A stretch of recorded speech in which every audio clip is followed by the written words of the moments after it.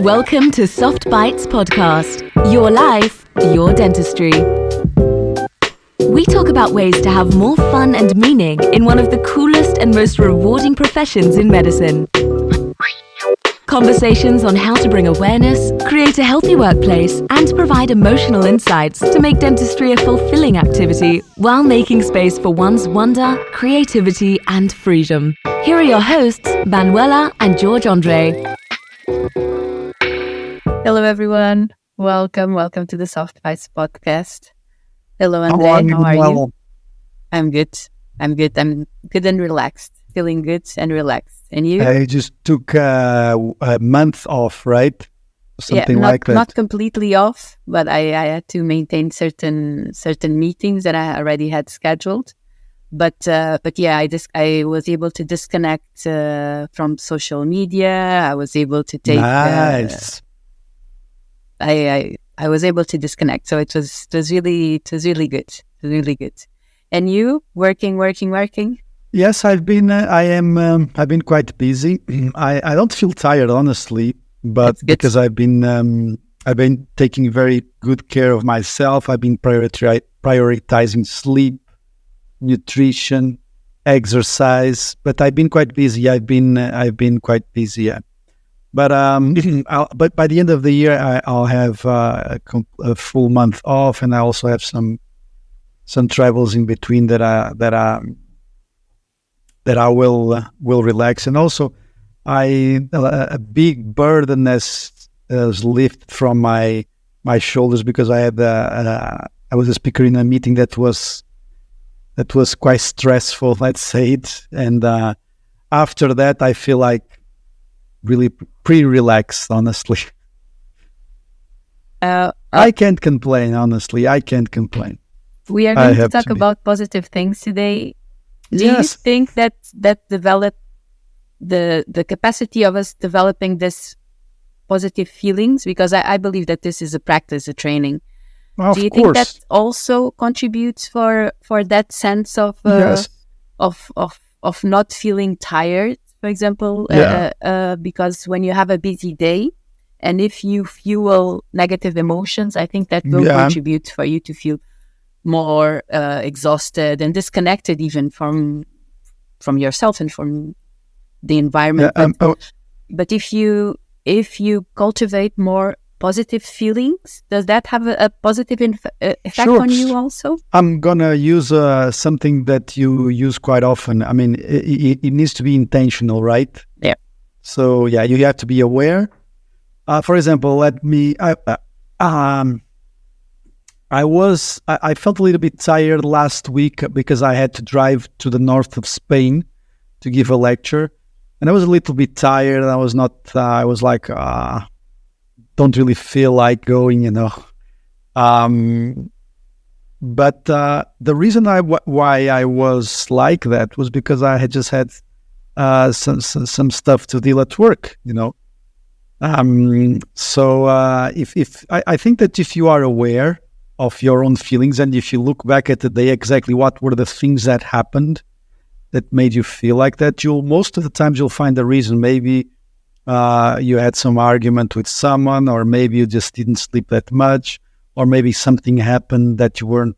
I mean, and if you are aware of those things, I think just looking at those from a distant point of view or from an independent point of view, that will immediately make you feel better. So I arrived there a little bit late. I didn't sleep that much that day, but I woke up in the morning. I went for a run. I went for some exercises near the ocean, near the beach. And things change. So I think that sometimes you are just in the middle of the daily storm, right? And it's difficult for you to disconnect because you are just not aware of what you are feeling and how you are feeling. So and I think that you can't just do the transition. I mean, if you're feeling anxious or tired or just in a bad mood, you cannot just click and turn yourself into positive emotions. I think you have to, first of all, I think the most important thing is what you say, is that you have to stop.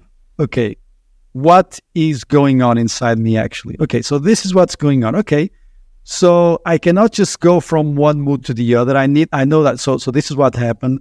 I'm became anxious because of this and this and this. Okay, so let's just focus on the moment. Let's just enjoy the ride for a moment and just let things go. And I think that before you go immediately to the positive part, you have to let things go, or at least be aware of that. It doesn't need to take many days. I mean, you can do this in a couple of hours. But I think that you just have to stop and realize, okay, so this is why I'm feeling the way that I'm feeling. Okay, so how can I just relax and place things into perspective and just focus on the good things around, and you'll always find good things around, whether people around you or situations or things that you are doing. But I think that you have to be aware, first of all, and then you have to be intentional, yeah? Yeah, but that's a practice. That was a long answer for a short answer. But it is a practice. It is a practice. It's just something that you practice, just like meditation, just like exercise, just like willpower. Yeah. And today we're going to talk about this, how we can develop a genuine desire to see others win. So how we can feel real joy when we see others' success. And I was, and you suggested this theme, and I wanted to ask you why did you suggested this? Where this came from? So I think this is something that I struggle within myself. I think since ever, right? Because everyone, when I was thinking about it, I think everyone does.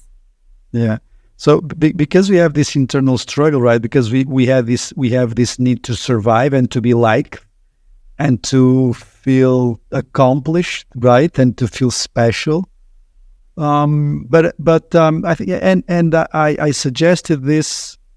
I suggested this before I saw something from Phil Stutz in a podcast with Rich Roll, and Phil Stutz, he said something that was really nice, which was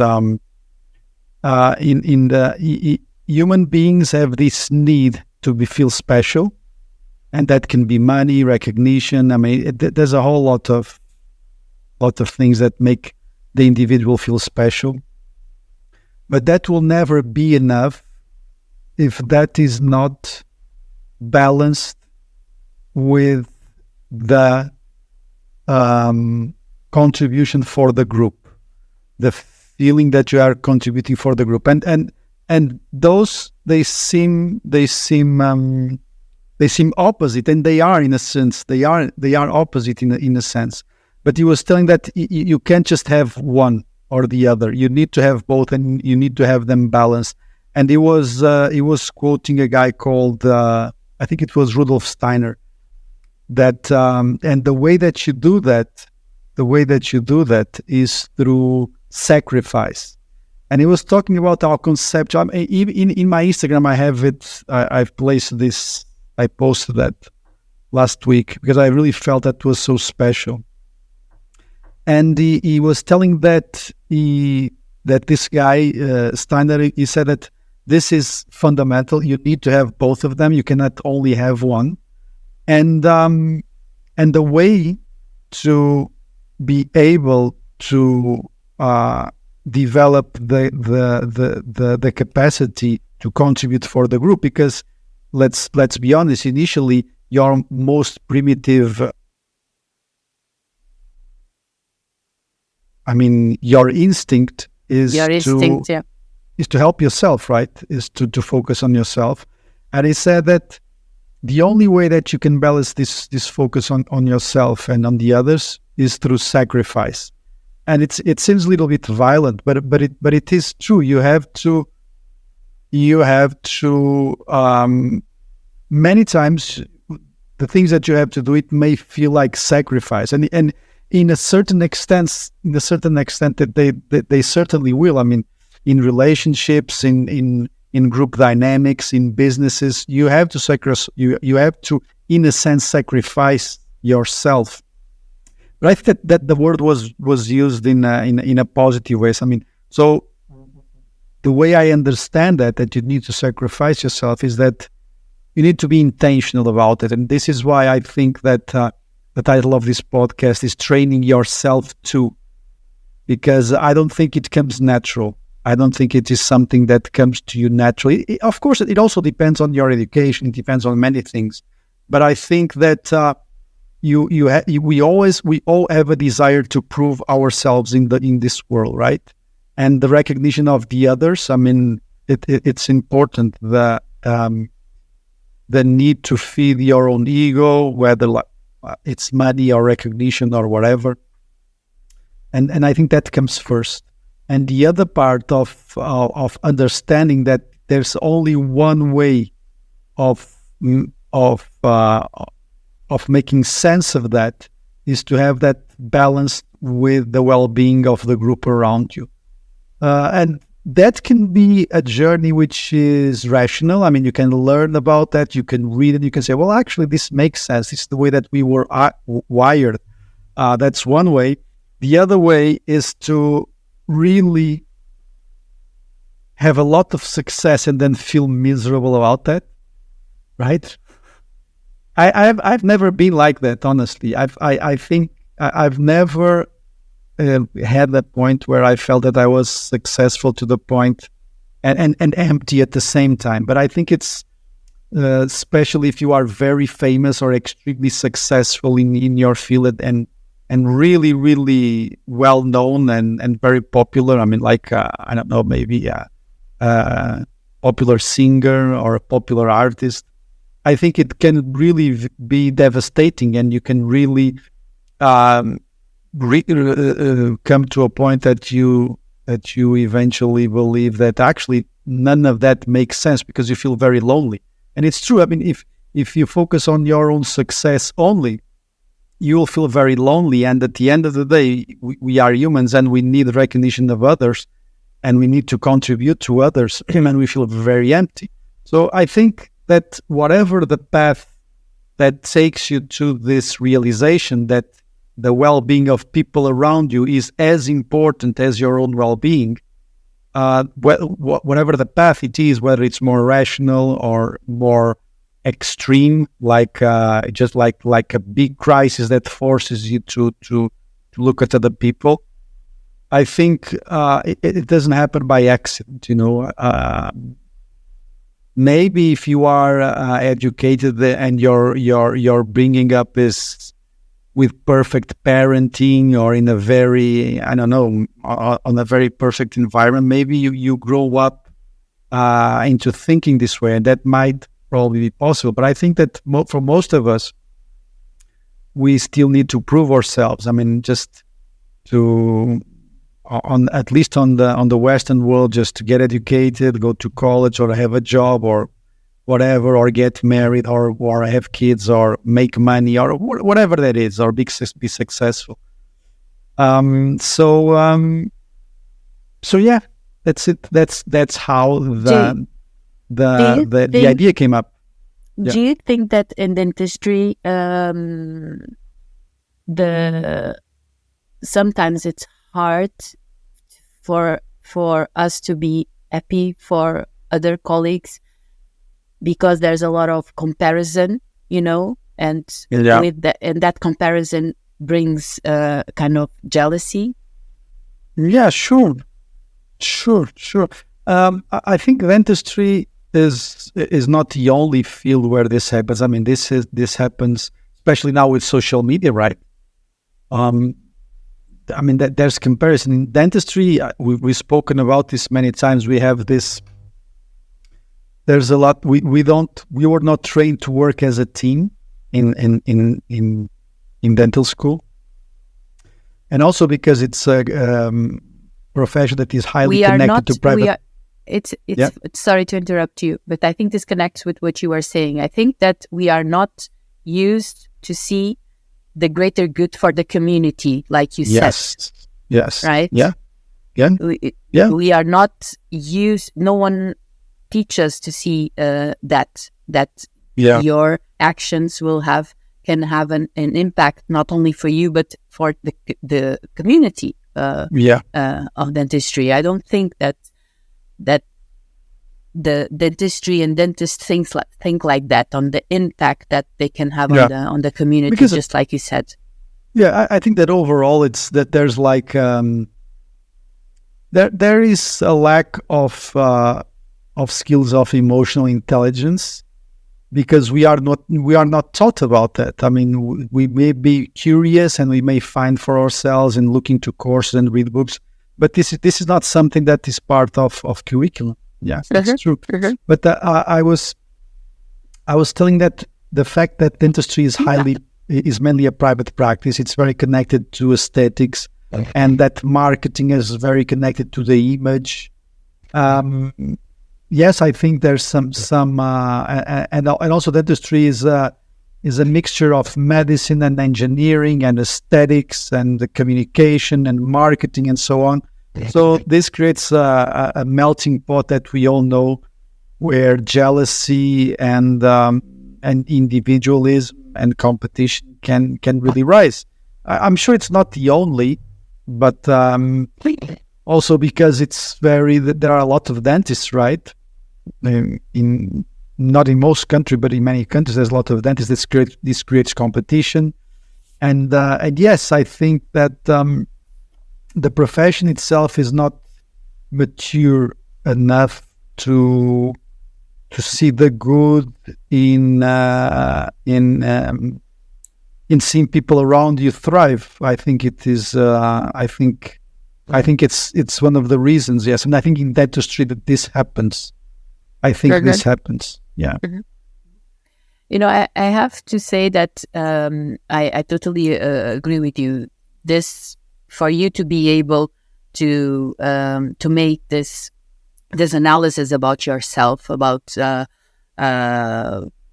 if you are able to really make this analysis of how do you feel when you see others' success, how do you really feel with that? So for you to be able to make that analysis, you have to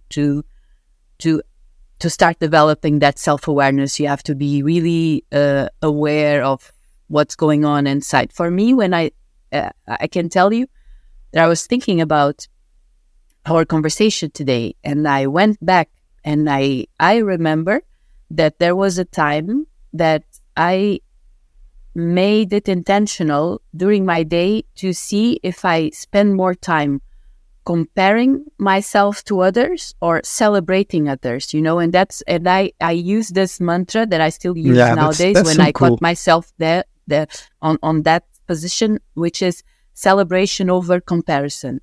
That's so cool. But I had to be very intentional about this. Yes, but when I started making this analysis, I realized that I spent all my time comparing. Yeah. And then I realized... We all do that. But it's interesting because I realized that it was because, and it's always about us. We are very selfish. It's all about our ego.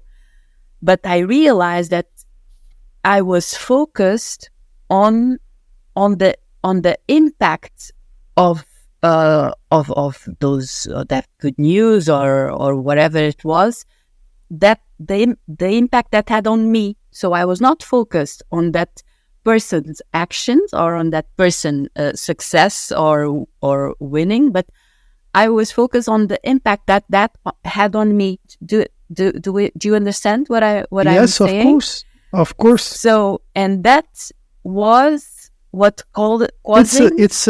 It's a survival instinct. I mean, how will this affect me more than how will this affect the others? And what does this say about me? That I'm not enough, that I'm not doing enough, that will I be able to do it? So what does that say about me, or even what other people will say about me, because I was not the one. Yes, I understand. It's so, but in order for me not to go on that spiral of thoughts, because if you are really mindful about your thoughts, you are able to stop them and to go, okay, don't go there because that's just fantasy. But I for me, it works very well when I have these patterns of thoughts and I want to change something. It works very well to have these mantras, So on this situation, I use this mantra: okay, celebration over comparison, and to be able to instead of focusing on myself, to be able to focus on the other that's person. Very interesting. But I never thought about that, but I think this is so nice. Celebration over comparison. And I think this actually should be the subtitle of this podcast. What do you think? I think it's very nice. Okay. Do you know what I did? What I did is there was a time in my life where I would have a motto, which would be a daily motto, which would be: "You're forbidden to think negatively about anyone." So whenever you find yourself thinking negative things about someone, you just reframe that and you look at that objective and you just realize that was a consequence of something. That reaction was a consequence of something. Maybe it's insecurity. Maybe you are just being selfish. Maybe you are just not analyzing things as they should be. Maybe you are just judging. Maybe you're just judging, exactly. Out of insecurity. Yeah. There's that thing that thing that says that comparison is the thief of joy, right? And I think that another thing that helps in the comparison is that, and this is something that really works very nicely. Especially, I think that with time, you tend not to compare yourself too much. But I think that in the early years of your career, you still need to prove yourself something. And I think that whenever you compare yourself, one thing that works very nicely is to say, okay, would I really like to change my whole life or the life of that person just because they have this particular thing that make me feel jealous about them? I mean, would you like to have their relationship with their spouse or whatever? Is it something that you would like to have? Would you like to have their lack of time? Would you like to have their holidays, or would you like to have their group of friends? Wouldn't you prefer the situation that you have now? So basically, your life is much better than the one that you are comparison, because if you look at the grand scheme of things, so sometimes we compare our dental success to a specific person dental success, which actually means very, very little, right? And it might be very important or it might not be very important to you. But then if you look at that person's life and lifestyle and people that surround them, then you realize, no, actually, I would not change my life for that small area of professional success. So if you look at things this way, it's very easy to understand that actually the way that we compare ourselves to each other is really silly, you know. It's sometimes it's just a complete waste of time, and people don't think about, like you were saying, that you were focusing too much on yourself, or when something in someone else was happening, and this is also because we tend to overestimate the amount of time that people think about us, and most of the time people don't care, don't really think about us, because they are just too much focused on their own things, isn't it? But yes, it's at the end of the day, what we are discussing here is things to be aware, stop, think, and get out of that whirlwind of thoughts, and just do something intentional about that, and just have a more conscious interpretation of the things that are going on. Because most of the time we are just being too emotional and being caught by our emotions. Yeah. And another thing that it helped me, and I think this is very helpful also, and it's part of any emotional intelligence training, is I remember that when I started, to be self-aware, that I was comparing myself to others, I remember saying to myself, oh, but I'm not a jealous person. Oh, envy, that's such a ugly emotion, So and you would be even, yeah. And when I realized, but this is like, you know this in a cognitive way, but you don't feel it, But when I realized, okay, there's no bad emotions. You have to let, you have to feel the emotions. There's no bad emotions. They're just information. Yeah. But at the beginning, that's just something that in a cognitive way, but you still feel like envy, but I'm not an envious person. So it's like denial, I'm not this person. And then you realize that you are. Yeah. And when because you're human. Yeah, that's it. When I started to really being aware that, yes, I have, and this is not only jealousy, jealousy, it's really envy, And I started to allow myself to feel that. And then and then you can go to, like you were saying, to the reason why you feel that. Yeah. And but I remember in the beginning it was hard for me, and I totally denied it. No, envy, such a ugly emotion, no, such a petty emotion. I'm not an envious person, but yeah, I am. And human. One thing that sometimes people may think so. Why would I not be jealous? I mean, isn't that something that is human? Why can't I just be jealous of someone else? Why can't I just be very competitive? And I think there's nothing wrong with that, because that's a legitimate question. I mean, so why would we change? Why would I want to be a more conscious individual? I mean, if I look at my own life, I think this is a very human question, which is, okay, so why should I think about mindfulness? Why should I think about consciousness? Why should I think about well-being of other people around me? Why should I think about that? At the end of the day, this is an individual game, right? And my interpretation for that is that there's nothing wrong with being competitive, and if you want to be just a servant of your emotions, you can do so. There's nothing wrong with that. So just look at the more animal and more primitive hormones that circulate in your body, and you're competitive, you're aggressive, you're bitchy. So let's imagine, just assume that to your life, okay?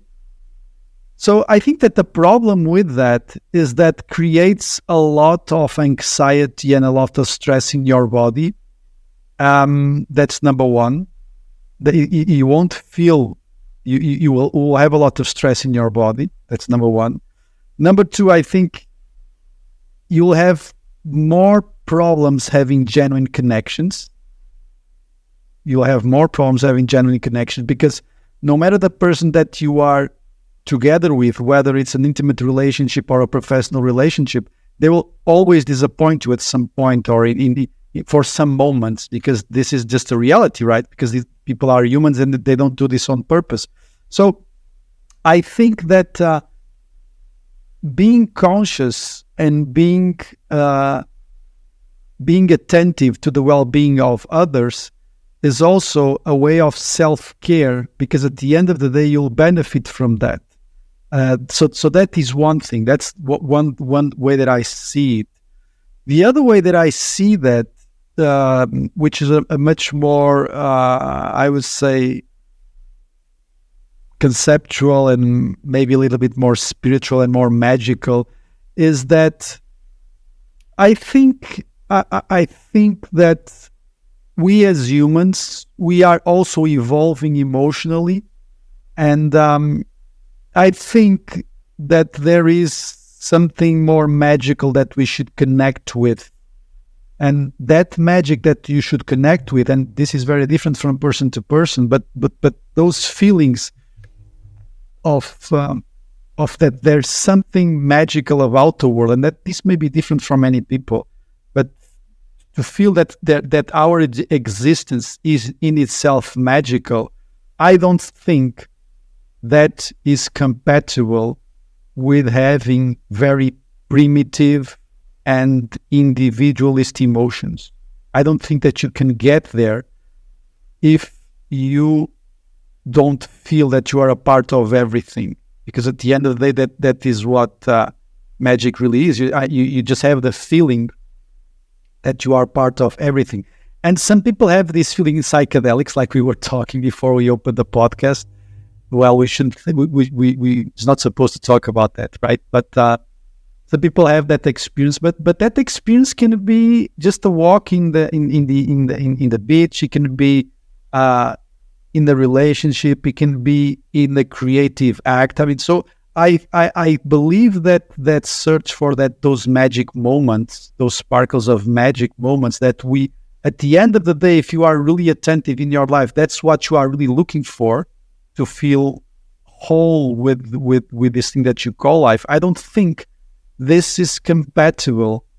I really don't think that if you focus too much on being better than the other, being more than the other, or having more than the other, I think that attitude is pulling you away of those magical moments that you feel special about life. This is the way that I see that. What's your thoughts on that? No, I totally agree. I think that you will have a very lonely, very lonely life, and you will be disconnected. You will be disconnected first from yourself, and then from others. I really do believe that. Also, I believe in that magic that you were talking, and I also believe in the magic of the small routine daily life that we the have. Moment. So the moment.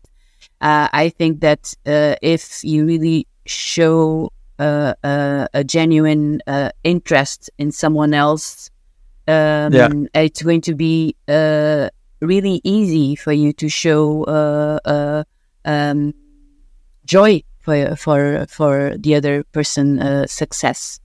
And if you are really present, if you are really connected, just that magic that you just mentioned can be even in a conversation. It can be in a smile. It can be in the small things, because we don't do new things every day. We don't go to different places every day. So if we can find joy in the daily routines, I think that brings so much colors to life, and it gives your life a totally, completely rich dimension. Yeah. But again, and we go to the beginning. You have to be able to start doing some work. This does not happen in an automatic way. What happens in an automatic way is the automatic pilot. So the routine, your brain wants to save energy, so it goes. You learn something, and then you don't need to pay attention to it. So all the details, all the routine during our day, if we don't pay attention, we completely miss it. And because we are wired to the negative, for the, like you said, as a survival mode, if you live your day in automatic pilot and completely disconnected and only based on the negative emotions, on the end of the day, you only remember what went wrong, then, like we were saying, it can be a very painful journey, very lonely journey, and especially in a profession when you deal with so many people during your day. You deal with your patients, you deal with your team, even if you are not you don't need to be a clinic owner to have a team. You have to work with a team if you are a dentist. and you risk to live through your life and your career, and after 20 years you look back and you say, okay, what have I been doing? Because it's very easy for that to happen. What connections have I made? It's very easy for that to happen, and I see it every day. We talk about this all the time. Dentists that blame the patients for everything. It's a big, huge red flag. Something. How can you not see that you are completely disconnected from what you are doing? But it takes training, and like you said, it's not taught in the curriculum. So I think it's the most curious ones, the ones that know, okay, this cannot be just this. Don't you sometimes talk with colleagues? I hear this all the time, that they say, okay, I want to do this because this must be something more in the dentistry. This cannot be just this. And that's where they start discovering the other part of dentistry that is just not technical. It has all the human connection, all the human skills, or soft skills, if you want to call it soft skills. But you have to bring to dentistry all the human part, because it's there, but we are so focused on the technical that we forgot about it. Absolutely. Yeah. But the magic comes from the human connection. The magic comes from you to really feel connected first with yourself. So to not be thinking about something completely different, which usually it's worry about, or thinking about what went wrong, or having that negative energy of what's going to be next, the next fire that you're going to have to put out.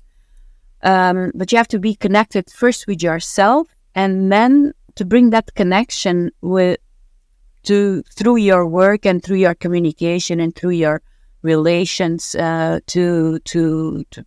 others. And for me, I mean, this is my, we also talk about this in the podcast. For me, that's the way that dentistry can evolve in a more positive way, to bring the human part into the equation. And this is part of the strategies for how you can start training this muscle of developing this genuine desire to see others winning, right? It's to view other success as part of the success of the community. You said that in the beginning. So to see it not as a threat to yourself, first, I think, again, make this. You can make this question to yourself. Pay attention and start paying attention. If you how much time you spend comparing yourself, and if you compare yourself to others, or if you celebrate, and when you compare, and when you caught yourself comparing and judging, and see if you can identify what's behind that, and see if you can start bringing celebration, but bring also the sense of community. Yeah, I really like that, the celebration over comparison. I was just taking notes here on something that, of course, that's, first of all, we all need a balance, which is how much should you spend, how much energy should you spend working on yourselves, or just helping others. And this is something that you just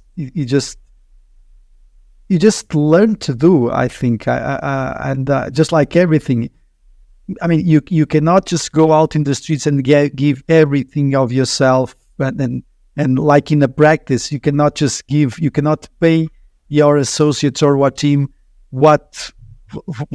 all the money that you get, because at the end of the day, you also have to feel good about yourself, right? You have to have your well-being, you have to have your comfort. But I think that if that is balance, if that is balance with a contribution to the team, not only from a financial point of view, but also from an example point of view. So balance is really important. Yes, you have to balance these two things, right?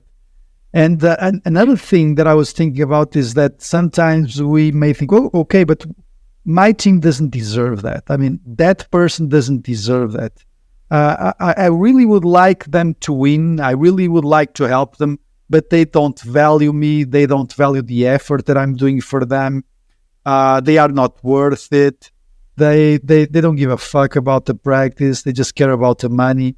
And this is not only common, this is constant. This is really part of what we are talking about this. And it is exactly in these moments that you better understand the importance of celebrating others' win, because it's easy to want others. It's very easy to want that others win if they treat you very kindly and if they are very good to you.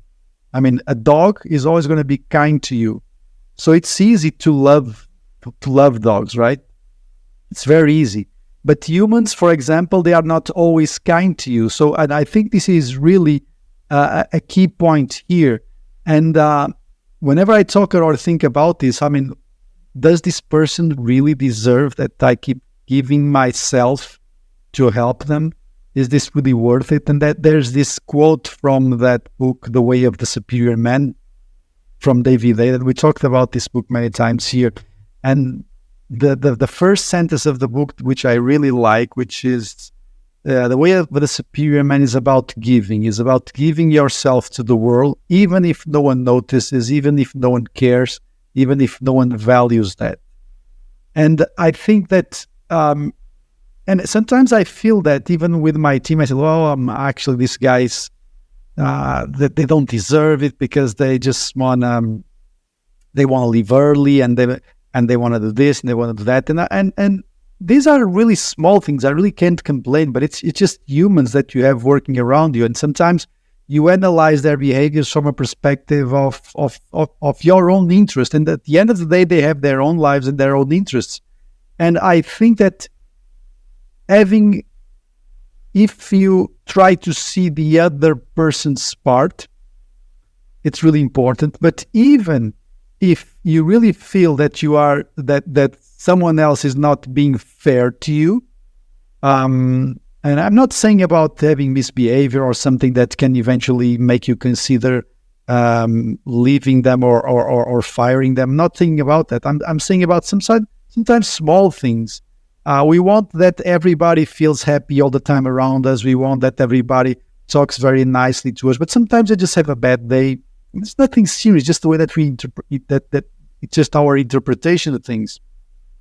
And I think that is exactly in those moments where you feel that the person is not, or that the person is actually not being nice to you, that the person is not thankful enough for what you have been doing for them, especially in a team. I think those are the moments that you really have to stop and think and keep giving, no matter what is if someone else values it or shows value, because I think that the giving part is that you have to realize it is the best part of your life. I mean, it's the biggest expression of your own being, which is giving, and that can assume many forms. Of course, it can be creativity, it can be whatever. But I think that it's very easy for us to want others to win if they treat us well. But it's especially when we feel that we are not being treated exactly as we should. And if we feel this is something that, for example, if you are the owner of a practice, if you believe that creating good conditions for other people to work with you is the way that you want to do dentistry, I think that you should not overanalyze the way that other people treat you, because otherwise you become cynic, you become individually. So I think that you have to keep giving. Sometimes, and sometimes there are things that you can just not tell people to be in a certain way. I mean, you cannot just go to an assistant and say, look, I think you should talk to me in a more nicer way. I think you should not always be looking at your phone. I think that you should you should be more careful in the way, in the tone of voice that you use with me. I mean, all these small things. It's easy to do that, but if you ask people directly, and if you tell this directly to people, most of the times I don't think that you'll be very successful. I think that serving as an example, which means basically keep giving and keep creating conditions for people around you to feel better, I think this is really the key. So it's not about telling other people, oh, actually you should be thankful because I'm helping you in this and that. But I think just being the example without having to do explanations, I think, and having joy in being that example, I think it's really critical in what we are talking about, in having a genuine desire for making others win, or for allowing others to win. So I think you should, at the end of the day, keep giving no matter what. And of course, for you to keep giving, you have to take care of yourself, for sure. Yeah. Yeah, I totally agree. And like you said, if you and if you practice what you preach, then that will reflect also on the team that you build.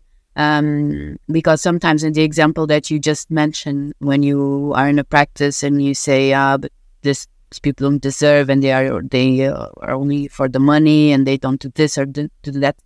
Sometimes you also have to make the exercise, if that's not a reflection of you, if that's not your behavior also. Yes. So, yes. Yeah. Because sometimes the toxic person might be you. And this is true. This is true. So it's very difficult, and it's very difficult for us to see ourselves. Yeah. It's not easy. It's not easy. It's not It's not an easy process, and sometimes it has to be guided. So you have to have help. Outside, in order to see all of these things, because you are always going to have a lot of bias.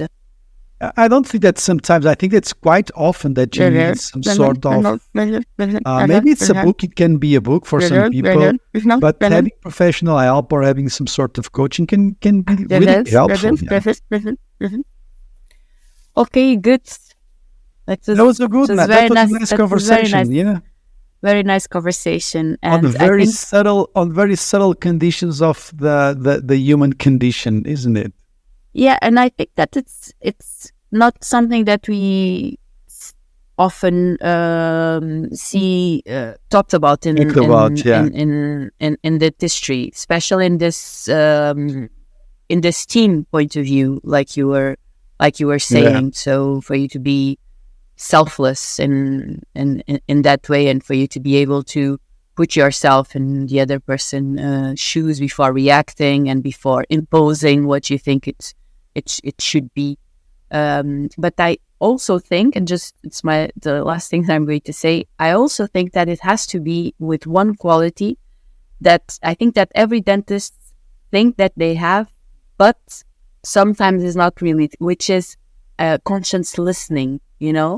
I think that every dentist, if you talk to every dentist, he will say that he's a good listener to the patient. But I think that they listen in a way just to respond, So they listen and they are already thinking about what they're going to say, either to the patients or to the assistant or to the team. But conscious listening and active listening is a completely different thing. It's for you first to be able to listen, to do an inner listening, so to be able to be pay attention to what you are feeling that might get in the way for you to really understand the message of the other person. So you to be able to open this receptive presence, for the other to feel really safe to really say what he's meant to say. Communication is so it's so misleading sometimes, isn't it? But the way, so what you say and what I interpret is so different. Completely different. Completely different. But you know that I think that in dentistry, when we graduate, we have this very active listening, because I think dentists, when they graduate, they know that they have to pay attention to everything that is being said, because it's important for what they are going to do. But then, of course, with the routine, you start just to listen to reply and to respond, and you lose that. But for you to cultivate this genuine desire to see others win, I think this is very important for you to go back to that, to listening, to just the interest of just what the other person is saying, without you having to say anything, without you having to make up an argument, without anything, just it's listen. Really funny that what you're saying, because I'm going to tell you a story, and I think this is a good way to end, which is exactly what you're saying. There was this girl. She's a girl. She's my age, maybe 1 year or more older than me. She's a friend from childhood. We used to play on the streets.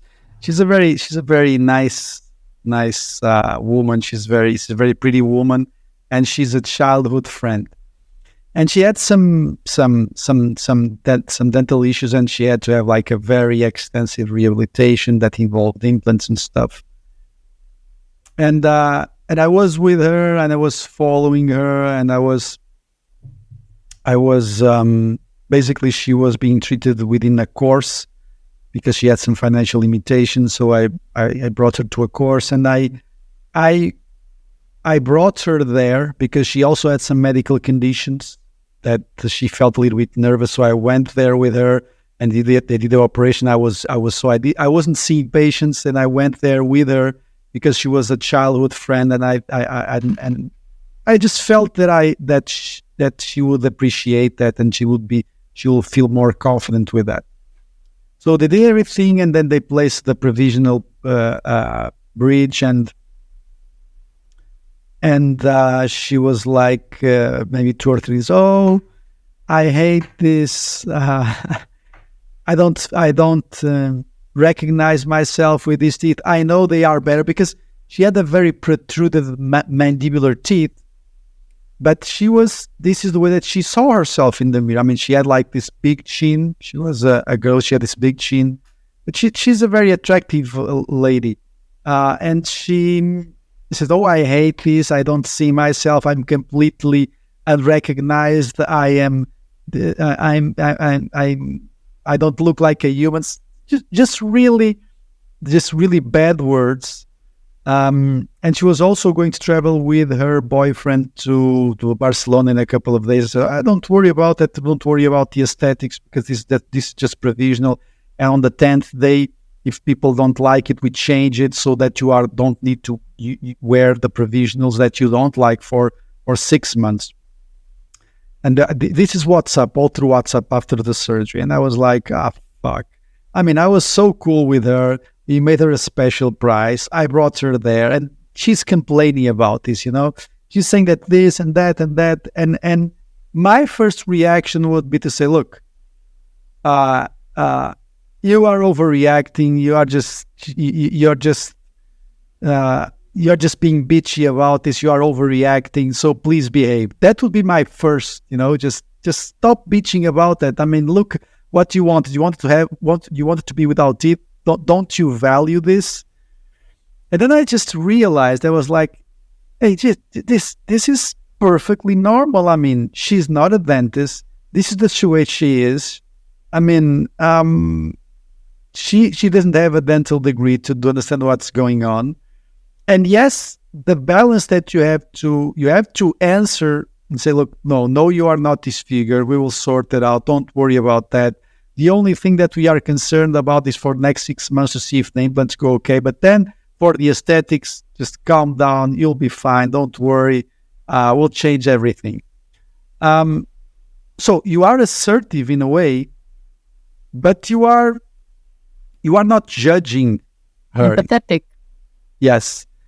And it's funny because we went to she booked the appointment, we removed the stitches, and then we took the denture to the lab just to change everything to be exactly with very protruded mandibular teeth, at least for a few months. And she was like, "No, but please tell me that everything is everything okay?" And I says, "Oh yes, everything is okay. This is just aesthetic. This is just fine." And she placed her hands in my arm and says, "Oh, that's exactly what I needed to hear." Can't you see? And I was about to explode, So the thing is that sometimes the way that people express their needs is really mysterious and it's highly individual, isn't it? And I think that it can trigger you, and it can trigger. That's it. That's the point. It can trigger. Like, I mean, she should be thankful to me. I wasted the full Saturday morning. I went to take her to the court just because she's a childhood friend. Now she's telling me she's much better now because she had this big chin. She's much better now. She's bitching about she's having normal teeth. What the fuck is she talking about? It looks like, look, you were ugly, now you are beautiful. Why are you bitching about this? And at the end of the day, it's just like the way that people express themselves is very different, Some people they just say the things that they do because they just try to make a point. They just want to be heard. And sometimes they exaggerate for your own standards, right? And of course that you have to be assertive, right? You have to be confident. And that was exactly what she was looking for. She was just looking, and we talked about this many times, she was just looking for someone that had a masculine energy that would be assertive and calm and just calm her down and not even be more bitchy than she was being. Do you understand? And it's very easy to follow that and to be triggered to that. To just react. And it just said, look, she placed my hands in my said, "Oh, thank you. That was exactly what I needed to hear." I was like, imagine if I think some of these things only come with experience, Some of these things only come with experience and with intentional work, especially with intentional work. But also, if you are very tired and if you work in autopilot mode, it's very difficult to have this. You are completely reactive. Clarity, yeah. Yeah. You work in a reactive. Way, and you are triggered, and you are not aware of anything. Yeah. So it's like what I always say: the stress doesn't come from what the patient says; it comes from the way that you react to what the patient says. So I think that an important message of today's podcast of training yourself to be genuinely happy for other people's victories, or actually, what was the title? Something like that, right? Developing a genuine desire to see others win. Developing a genuine desire to see others win. I would add to the subtitle that celebration over comparison. I think it's a very, very nice mantra. So I think that thinking about these things and genuinely developing a desire to see people around you win, I think this is a work in progress. And no matter the age that you are, I think you should start to think about this on a more regular basis and ideally on a more daily basis, because at the end of the day, life is made of connections, isn't it? And there's nothing that you can achieve alone. And even if you achieve a huge success alone, if you don't have anyone to share it with, and if that was not made with bringing others up with you during that success, at the end of the day, it's completely meaningless. Yeah. Mm-hmm. Mm-hmm. And just to finish, if this that we just talked about, if you are curious to know more, just to our course. Yes, that's it. That's it, because we talk a lot about this. A lot about non-reactivity is a superpower in dentistry. Emotional intelligence is a superpower in dentistry. So if you want to develop the human skills that we were talking about, that's our course. So join us in Cyber's next edition. It will be in October 3, 4, and 5 of October. Conscious leadership in dentistry, and we'll see you there. Andre, thank you. It was a nice conversation. Thank you so much for the therapy session. I was missing these. Bye-bye. See you next time. Thank you for listening to the Soft Spice podcast. We would love to hear your thoughts on this episode. Please leave a comment or connect with us on social media. Your comments and messages will help us to know you and our profession a little bit better, so that we can offer real value in return. And if you like it, please subscribe. If you want to learn how to be a leader and drive change in dentistry, take a look at our Conscious Leadership course at softbites.online.